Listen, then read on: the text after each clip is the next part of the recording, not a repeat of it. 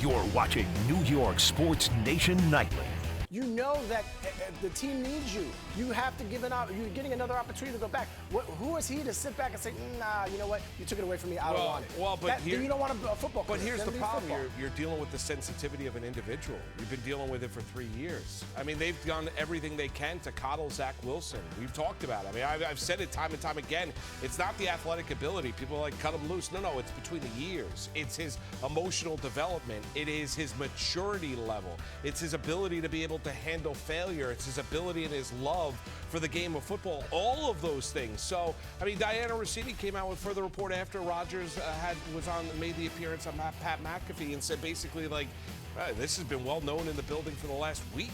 That Zach Wilson has basically been open telling people that he's not sure if he wants to go out there and take the ball. So, listen, I believe what she reported was correct.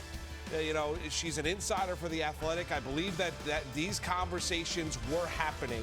Now, the problem you have is, and this is where I believe I wholeheartedly get behind Aaron Rodgers and what he had to tell Pat McAfee earlier today is that story should never leave the building. Right. That story should never leave the building, and it did. And that's what happens with losing franchises. That's what happens when there are individuals trying to save their own butt. That's what happens when there are people that are unlikable.